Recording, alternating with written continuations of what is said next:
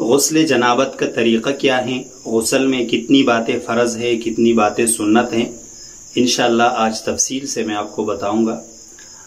تو غسل جنابت کا طریقہ یہ ہے کہ سب سے پہلے آپ نیت کریں کہ میں اللہ کے رضا کے لیے، پاک ہونے کے لیے غسل کر رہا ہوں۔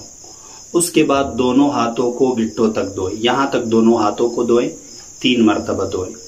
اس کے بعد چھوٹا بڑا استنجا کریں، یعنی دونوں شرمگاہوں کو دھو لیں، اور اگر کسی جگہ پر ناپاکی لگی ہوئی ہے تو اس ناپاکی کو بھی پاک کریں، اور اس کے بعد مکمل وضو کریں جس طرح آپ نماز کے لیے وضو کرتے ہیں، اور 3 مرتبہ پورے بدن پر پانی ڈالیں۔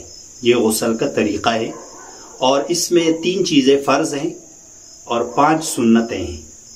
غسل کے جو فرائض ہیں وہ یہ ہے: کلی کرنا یعنی منہ میں پانی ڈالنا، ناک میں پانی ڈالنا، اور پورے بدن پر 1 مرتبہ پانی ڈالنا۔ یہ 3 فرائض ہیں، اور 5 باتیں سنت ہیں: نیت کرنا، دونوں ہاتھوں کو دھونا، اور اس طریقے سے استنجا کرنا، وضو کرنا، مکمل وضو جس طرح آپ نماز کے لیے کرتے ہیں، اور پورے بدن پر 3 مرتبہ پانی ڈالنا۔ یہ غسل کی سنتیں ہیں۔ اور غسل کے واجبات کے بارے میں بعض لوگ پوچھتے ہیں، تو غسل میں کوئی واجب نہیں ہے، بس صرف یہ 3 فرائض ہیں اور 5 سنتیں ہیں، اور یہ غسل کا شرعی طریقہ ہے۔